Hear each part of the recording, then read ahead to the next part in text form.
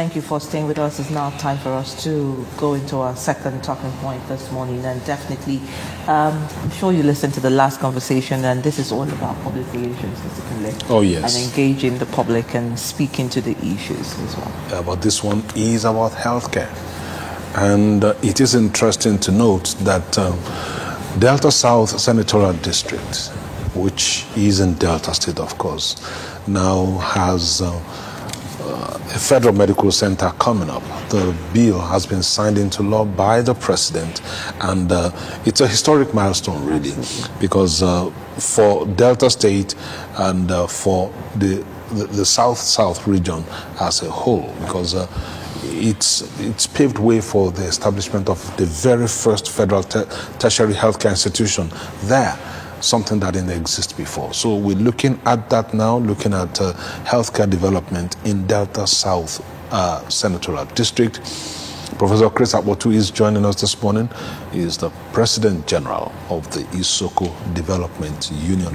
Morning, Prof. Good to see you again. Thank you for having me this morning again. Right, and may we say congratulations. I think that's also in order. Oh yes, it's a victory of sorts. Yes, a victory for everyone in Delta South Senatorial District. Now, for the entire Senatorial District. The reaction to the passage of that bill for FMC Oleh shows how much it means, not just to the people, but also to all, not just to the people of Delta South, but to all the people of Delta State.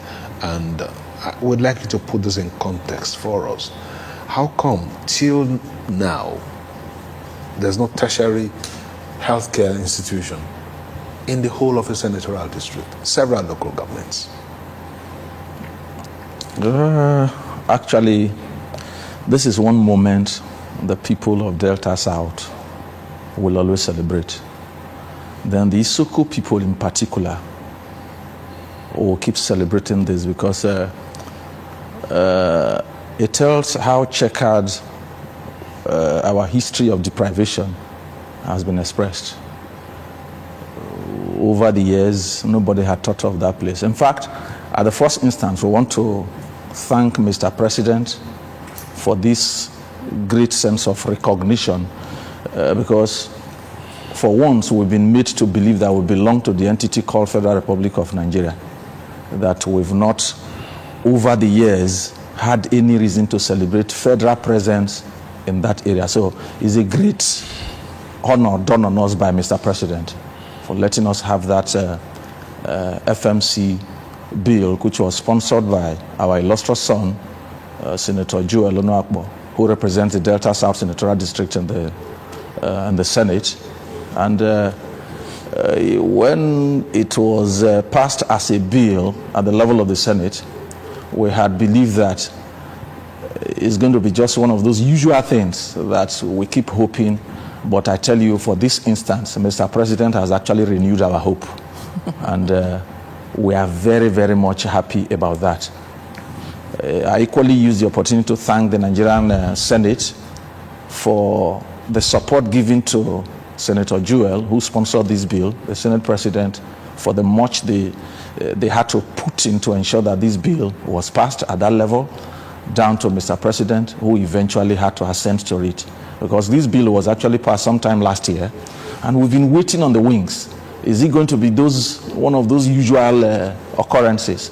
But thank God, it never turned to be that type. So for us, the Isoko people, it's thumbs up for Mr. President and his entire team that have ensured that this is coming to pass, knowing very well all that comes with a federal medical center. Because I was coming to that, how much will this change the lives of the people in that community, and perhaps give us like a picture of what it is now, what it hopes to be now that we have. First and foremost, when we talk about a medical facility, it's about our lives. So we look forward to a situation whereby most of the health challenges at that level will be properly taken care of, because the Federal Medical Center is going to house a whole lot of professionals at that level, beyond what our normal general hospitals will have. You talk about the kind of facilities that will be on ground as far as the Federal Medical Center is concerned. So we look forward to enhanced healthcare delivery, quality one for that matter, or looking at that. Again, is a facility that definitely will improve on the lives of the people in terms of providing employment. I am sure that when we talk about a federal medical center, if you see the volume of persons that are expected to get to work in that facility, it's going to be huge. We should be looking at... talking in terms of the construction of the center or the staffers? Both construction and the staffers of the place. Okay. Yes. At the level of the construction, you have those who will be primarily involved in the construction. You have those who will secondarily come in, including our very brothers and sisters, mothers, who will even be selling food on site. You remember the last time we had a discussion about electricity here? Yes. I told you that it has made the people not to get fully engaged in their business activities. Now, if for a facility like this, a whole lot of persons cascaded downwards will be involved. So we look forward to these great opportunities that will be coming out of it. You know, I've equally told you then that one of the reasons why we keep celebrating this is that Isoko has been very, very strategic to the Nigerian state. You can't discuss Nigerian GDP without the Isoko ethnic nationality. You can't discuss the Nigerian foreign reserve without the Isoko ethnic nationality, the much we bring in. So it is that strategic. And if for all of these ages, these people have not had a reason to celebrate federal presence, this one is remarkable. Now, I'm wondering, we're talking about the Niger Delta here, and when you talk Niger Delta, people always think about agitations and all of that. Was there any agitation? Was there any form of, or did this just originate from the senator himself? Actually, the senator, as a representative of the people of Delta South, is fully informed about the level of deprivations that we have had. So even if we don't come up with any form of agitation at home, we know that this is somebody who is fully aware of what we actually need as a people. We have suffered this deprivation to the extent that it's no longer an opaque thing. It's something that we feel on a daily basis. You can just imagine Nigeria. For us as strategic contributors, we've not had any reason to celebrate a ministerial position. We've not had any reason to celebrate maybe DG of any Nigerian commission or so. And as a result, the things are so clear that any of our illustrious sons that we make to represent us at that level already knows those things that we suffer. So even if we don't do on the street march about some of these deprivations, they already know what we need and they put it in the front burner. And that was exactly what the senator did. All right. Now, from what you know, I mean, in terms of, one, a bill, implementation, commencement, kickoff, takeoff, all of that, it has different stages. Now, we are at the time when we've seen it as the bill come to pass. When do you think that the medical facility will be ready in terms of real time? In fact, it's an appeal I want to make strongly, that there is one thing assenting to a bill. The next thing is about moving into the action arena.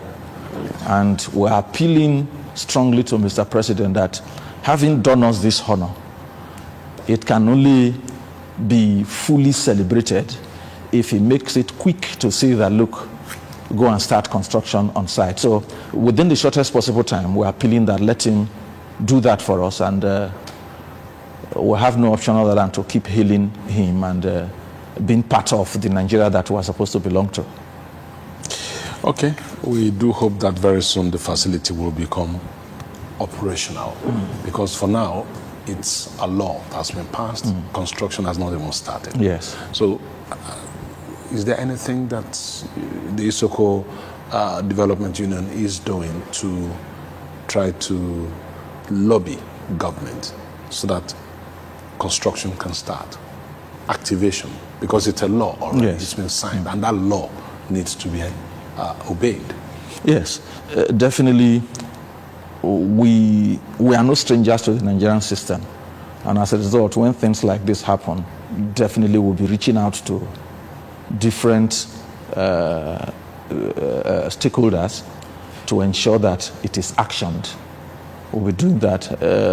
I do know that the senator who has been at the front line ensuring that this bill was was passed and at the same time assented to, will charge him to keep doing the needful, because for us today he's our front man, so he should be able to live up to the bidding, which he's already doing. All right, and I hope that the president is also listening as well, especially for the youths of the Isoko Kingdom. But just one more question. How do you also look at this creating employment? Because I've heard you talk about the bookers, the stand-up shops that would have opportunities to trade. But within the professional space, that ecosystem, are you looking forward to it opening up, for young, perhaps professionals who would also benefit from the intake? Definitely.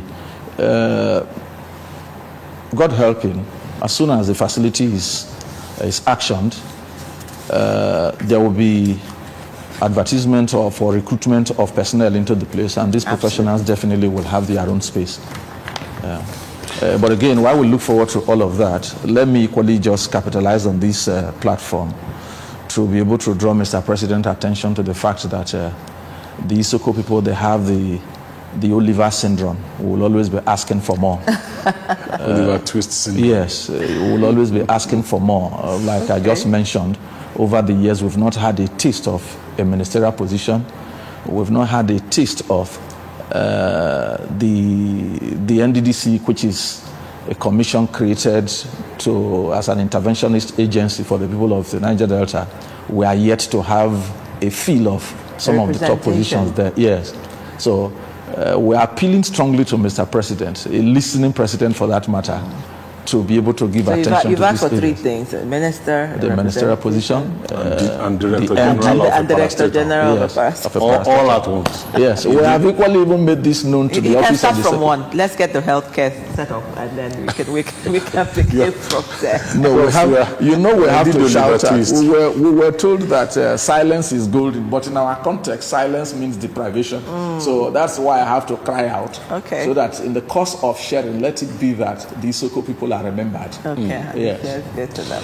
Thank you. All right. Thank you very much, Professor Chris Apotu, President General, Isoko Development Union, joining us this Thursday morning to take a look at the latest development in the Delta South Healthcare Senatorial District of Delta State. Thank you so much. Thank you. Have a great day. Thank you. Congratulations.